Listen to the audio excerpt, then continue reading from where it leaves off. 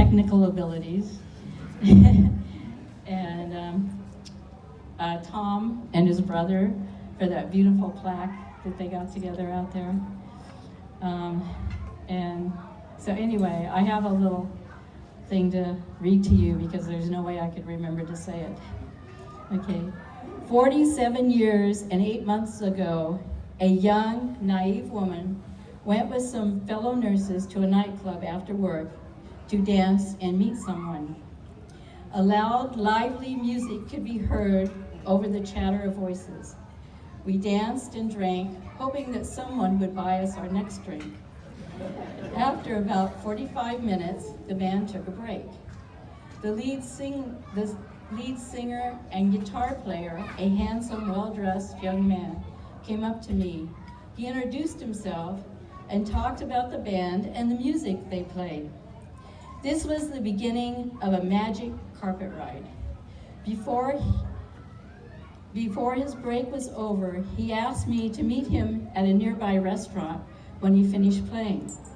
I agreed, but when I arrived, I was harassed by an obnoxious drunk and decided to leave.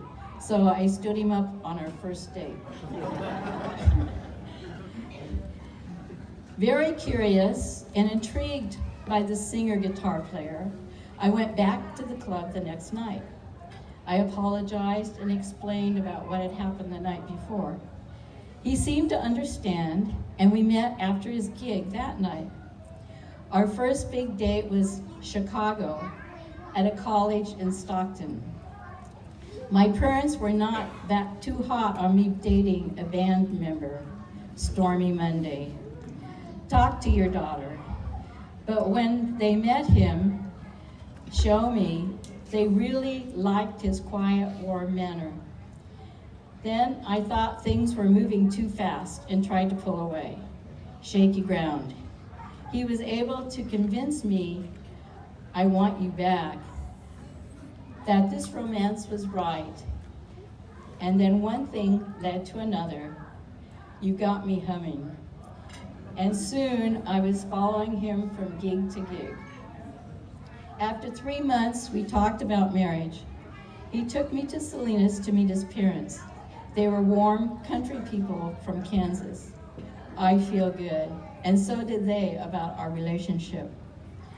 I knew a priest in Sacramento, so I contacted him and set a date.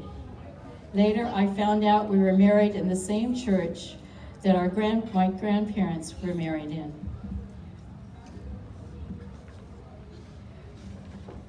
For the next year, we lived in hotel rooms with our cat and dog. The month after our marriage, we were expecting our first child, Harvey Jr., my babe. Then disco became popular, and DJs moved in on the scene. Bands could no longer make a living, knock on wood. We went on welfare in order to get our Medi-Cal to pay for the baby. In the process, classes were provided in drafting. I will survive. My soul man changed professions. He always was a member of a band and played on weekends. Play that funky music. He passed on his love and talent for music to our 2 sons. In fact, the 3 formed their own band, and the boys played in several of Harvey's band, Rock Me. His first drafting job was in San Jose, all right now. A year and a half later, our beautiful daughter Melissa was born. Wonderful tonight. When our car was falling apart, I went back to work. I worked nights, and my soul man worked days. A few months later, we were expecting our 3rd child, Sean. My soul man did baby care at night while I worked. When I went back to school, Harvey watched the kids and supported my desire to get ahead. Thank you. Harvey loved to work with youth. He helped with a youth group and taught the youth who were interested how to play an instrument, sing a simple song. He started the youth mass at St. Justin's. When the kids could could be left alone, he assisted me with my art projects and, of course, music and all the religion classes I was involved in. And the last year, he received the apostolic blessing for assisting me. I am his foxy lady, and he is my soul man.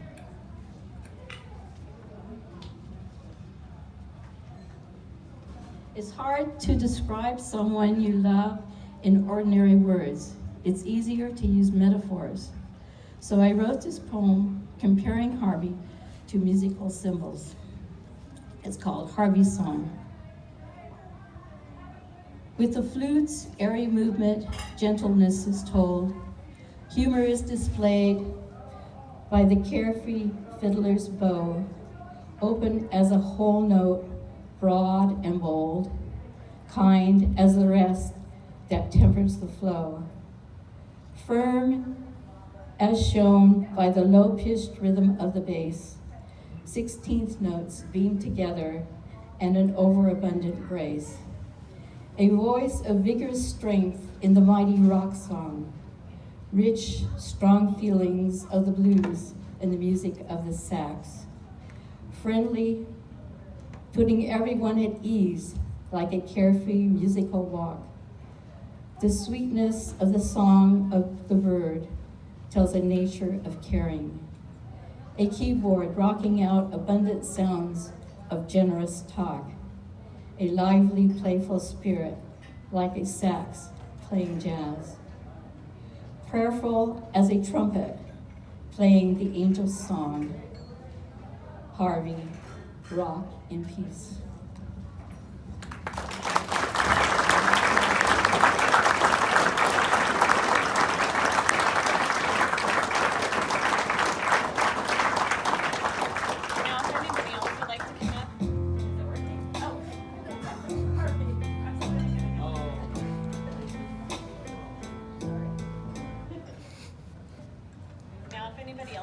Come up. Oh, sorry. If anybody else would like to come up and say something, you're welcome to come up now.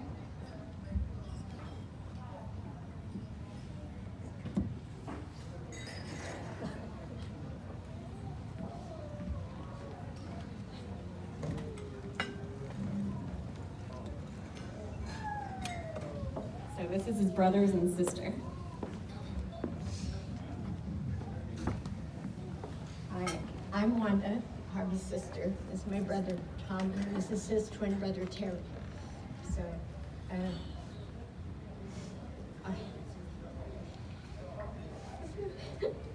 sorry. I remember way back, some of those pictures brought some good memories back to us.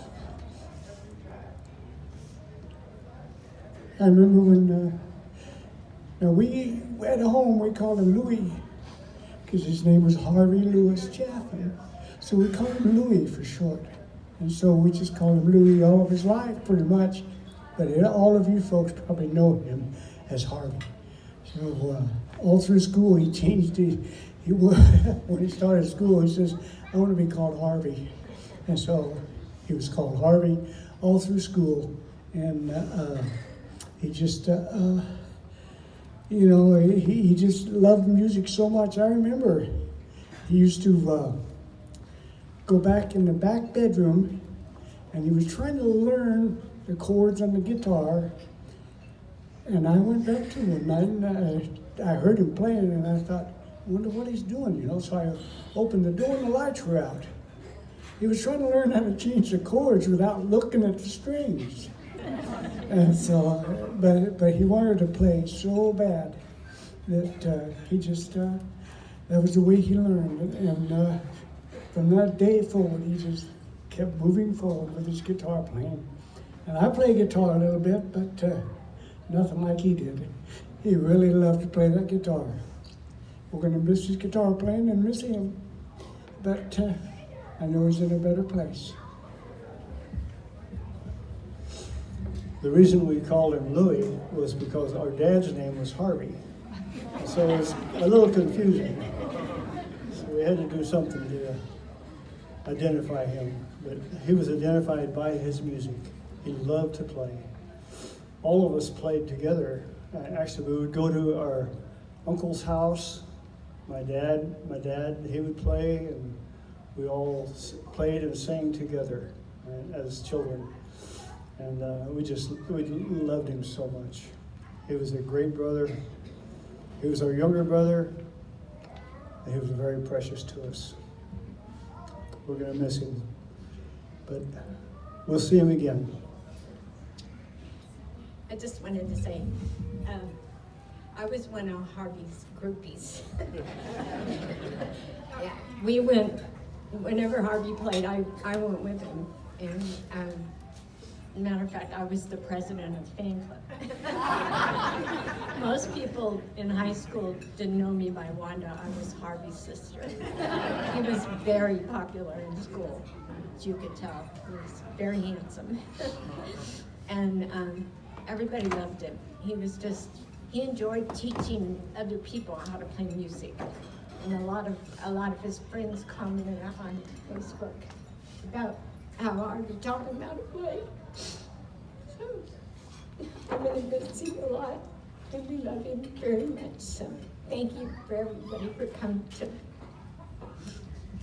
I'd like to know how many of you were taught anything by Harvey on the guitar. Look at this, look at the hands. I know, he was quite an influence, and a great guy. Thank you very much.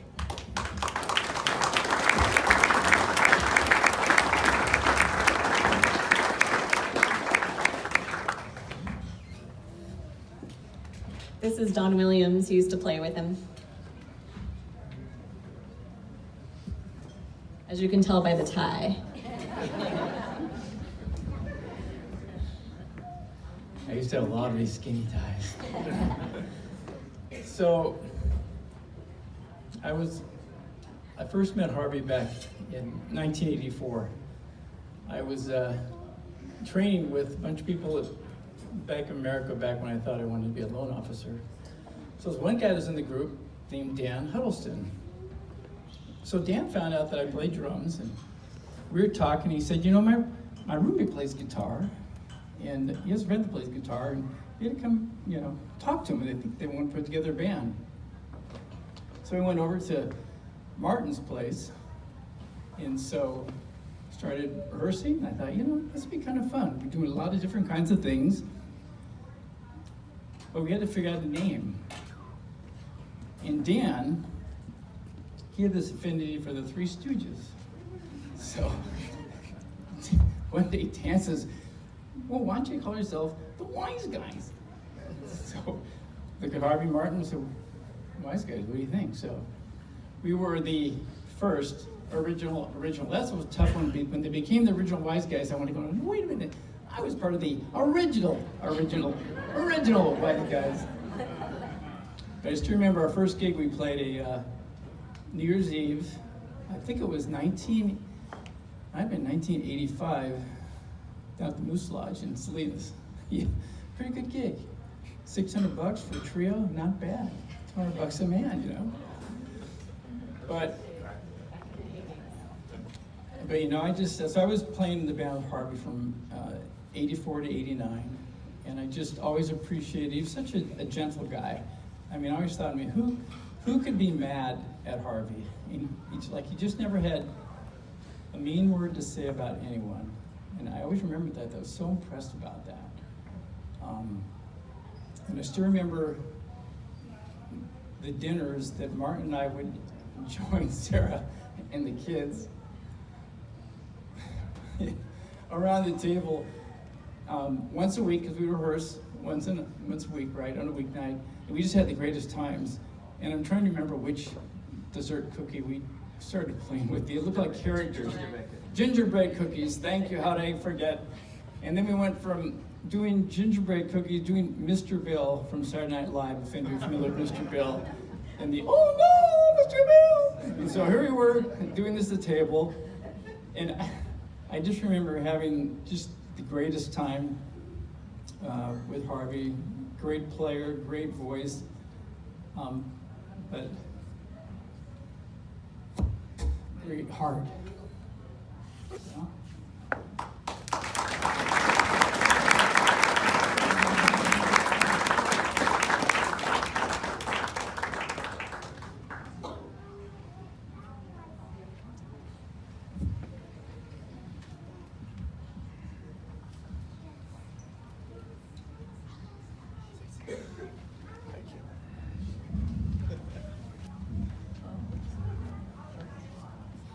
coming from a little bit different area than music.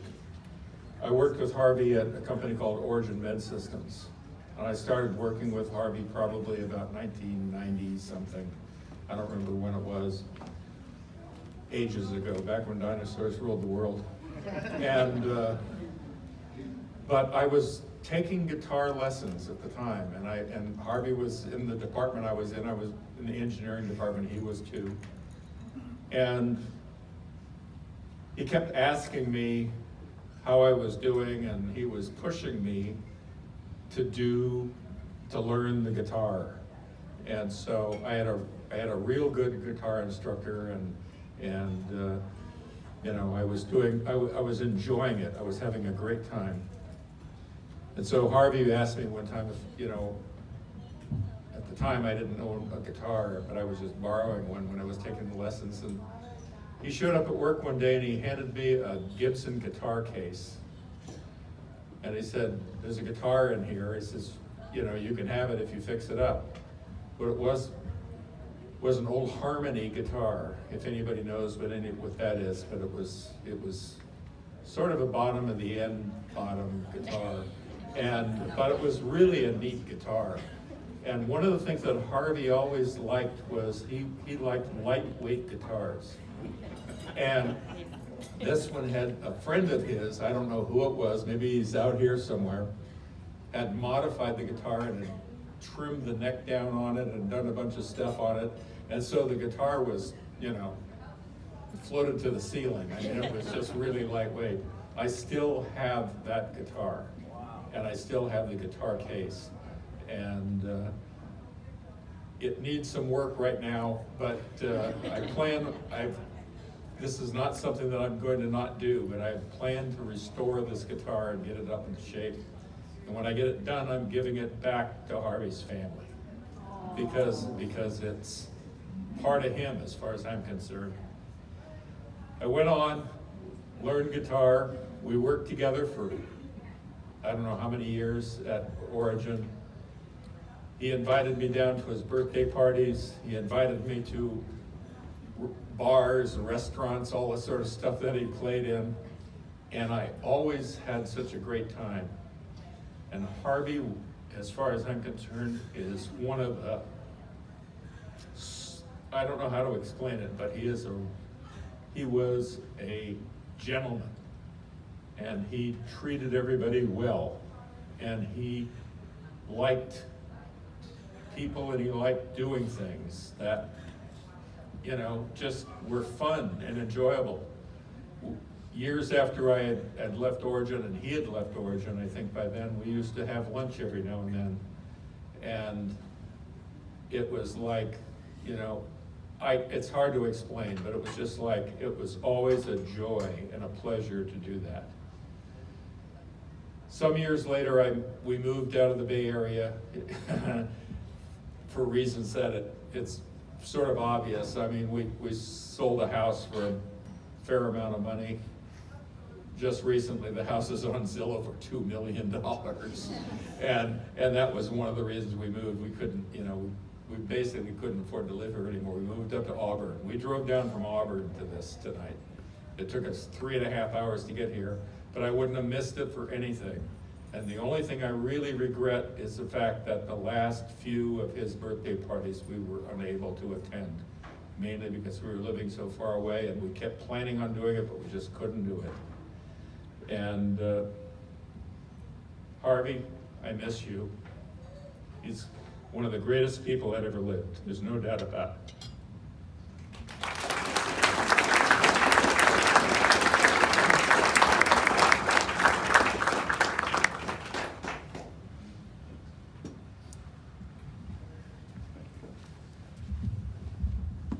Hi, my name is Dan Aroney.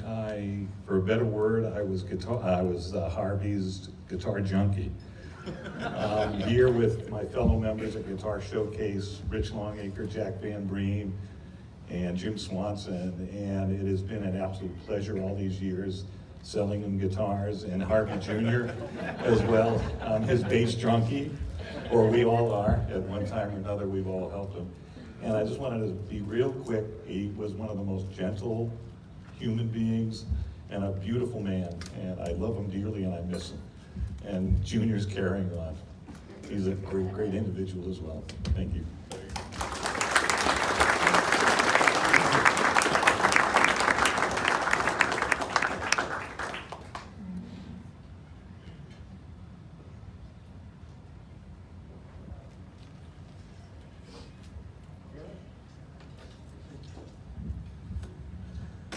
I missed the memo, Don. I would have brought my tie. I had the extreme pleasure of being asked to join the Wise Guys when Martin decided to move on. And the process was I ended up at the Cardiff Lounge in Campbell. The lounge is being rather a pretentious name for the place. And walked in, and Don and Martin and Harvey were just killing it on stage. It was a small club, but there was a bunch of regulars. And I thought, wow, this could be a lot of fun. So I said, sure. And I got involved with the Wise Guys family. And it was family. You know, we rehearsed at the house, and Sarah and the kids were there. And yeah, we had to eat. And Melissa would watch my kids when we'd go gigs, so my wife could go with. Our stories were very similar, although instead of trying to tell her about the band, I said, we're going to get loud, you should probably leave. She didn't. But that started a great relationship. We had great musical fun. You know, everybody says he's so gentle and kind, and what his real art was, because I saw this, and I won't believe it, but I saw him get mad. But he never, ever expressed that, especially to the thing or person he was mad at. You know, he would just kind of suck it up and be this ginormous, loving human. And we've all been touched by him, and I hope we can all go forward and try and be a little bit more like Harvey when we're dealing with other folks. I too regret missing the birthday parties. The lesson tonight is don't miss them. We have loved ones here. Spend some time with them. Thank you.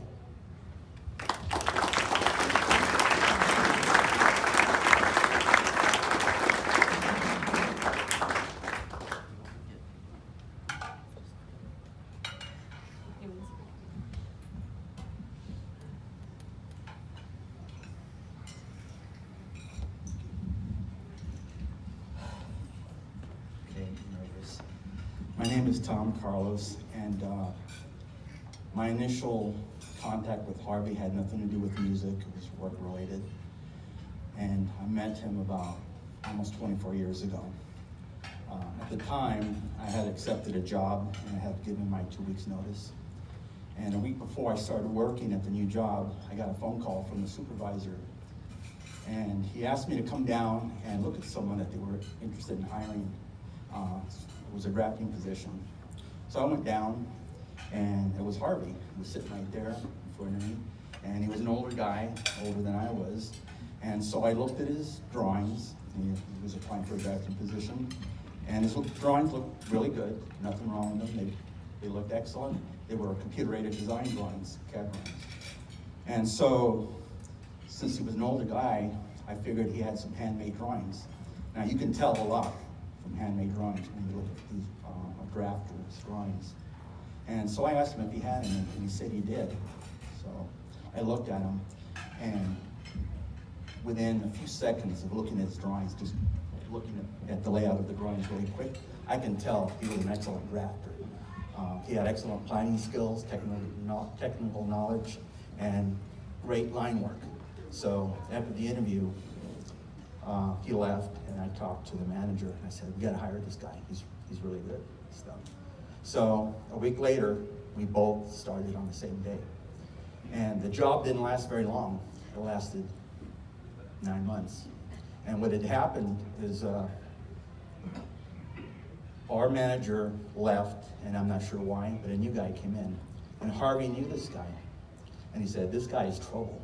You know, I know him from this other place I used to work at. Nobody liked him. And what ended up happening is this guy tried to bring in 2 new people. And the president of the company said, no, you have enough staff. The budget doesn't allow for 2 more people. So what he did is he fired Harvey and me the same day. So we started working the same day, we got fired the same day, and we went to the unemployment office the same day. And his car even broke down on the way home, so to make matters worse. But we remained friends. We would see each other. We were working in different places. You know, he was the one that usually would initiate the contact and call me, hey, how you doing? You know, and I'd call him once in a while. We'd go out to lunch, and then in later years, you know, we saw each other more, and you know, we even went out together, you know, Sarah and my wife. But the thing that I remember about Harvey more than anything was his temperament. Always very calm, level-headed. And in that kind of industry, if anyone's ever worked in the electronics industry, engineering, manufacturing, there's a lot of stress, a lot of deadlines, and a lot of things that happen all the time unexpectedly. And Harvey, no matter what would happen, he was always very relaxed and make light of everything. So for me, it wasn't a musical influence like for a lot of people, but it was more of a work ethics type of experience I had with him. And I can honestly say, having worked with Harvey made a big difference for me, because it helped me relax and keep calm. And he would always come to me when there was a problem and say, it's okay, don't worry about it, you know, we'll take care of it. And he was always smiling and laughing. And he really never had anything bad to say about anyone, except maybe the Republicans. But he was one of the nicest persons. And I can't say enough about his personality and what a good person he really was. And, you know, I miss him.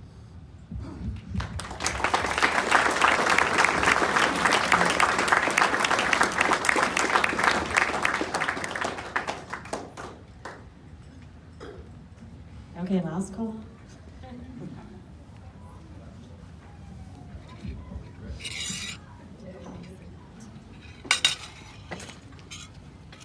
I can't leave here without saying something. Family. Harvey was my dad's cousin, actually. His mom, my grandmother were sisters. So I remember growing up, you know, with the whole Chaffin family as a bunch of musicians, and my grandpa and my dad. My dad was in the pictures there. He used to play bass for Harvey's band. I always knew him as Uncle Louie. You know, you heard the story about that. I didn't really know he went by Harvey until later on in life. Kind of lost touch with him as he moved to San Jose. I was still in Salinas, and I grew up. We used to see each other at family reunions and whatnot. But Harvey was probably one of my biggest influences in my family, music-wise. I grew up watching my grandpa play and everything else, but I was a young teenage boy, and I was a rocker, and Harvey was the one rocker in the family. I still had, there was a picture on the slide of his Pochamo 45 that he'd cut. I thought it was pretty awesome that I had a relative that had his own record. And I had several of those, actually, and then used to stack the records. I don't know if you guys remember the record players that would stack, and you could stack them and then they would drop. And had his 45 in my collection, had several of them, actually. The same one, but I had quite a few of them. And he was a rocker. I mean, it was like an early, 60s or late 60s kind of a hard rock era. And, I was in the Aptos one time. We're all from Salinas, but I was in Aptos, and I was in the old Aptos club at the time. It was called the Ferv. The Wise Guys happened to be playing there. Never heard of them, but we're in there to get something to eat. And all of a sudden I knew him as Uncle Lou. These guys, I knew him as Aunt Wanda, Uncle Terry, Uncle Tommy and all that. They were actually cousins, but older ones, so I called him Uncle. Harvey hadn't heard Uncle Louie in probably, 20, 30 years. And I recognized him. He's quite a bit older since I'd seen him at family reunions. And I'm like, he gets up and he walks, and I walk up behind him. I go, Uncle Louie? And he turns around And I don't know what, it must have thrown him for a loop. And he didn't even know who I was at first until I told him, and we started talking. That's how I got reconnected with that side of that family, and then got invited to some of the gigs at the house, and showed up there a couple times. Got acquainted with my younger cousins, who I didn't even really get to watch grow up. But so anyway, that's my, we could talk about it all night long, but I got to get to work, so I just wanted to say something. Appreciate the family, and I'm really glad I got to come here in memory of my cousin Harvey.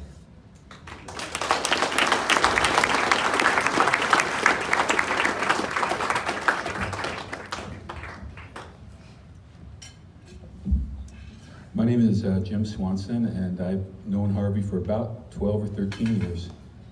I have the privilege of working at Guitar Showcase. And I call it privilege, but it's kind of like being a kid in a candy store sometimes. Harvey, everyone pretty much said how gentle, how kind he was. But I can tell you without a doubt that if you meet one person in your life like Harvey, you count yourself blessed. Well, when I met Harvey's family, I realized that there was like a whole passel of people like Harvey that were so open and so kind. The very first day that I went to Harvey's house to play music, he had a spot cleared for me in his driveway. Now, if you've been to Harvey's house on record, you know that you practically have to make a chalk outline and tape it off with police tape to get a parking spot. But Harvey, he treated me like a brother, and I thought of him as my brother. And because of the belief that Harvey has and that I have, I know that I'm not saying goodbye, but I'm saying until we meet again. And he's going to have a real hot band up there, and I can't wait to jam with him again. Thank you.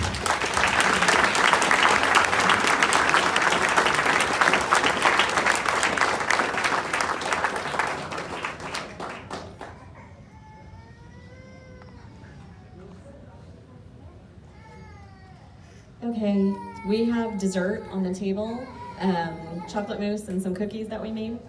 So go ahead and enjoy. Thank you for coming, I really appreciate it.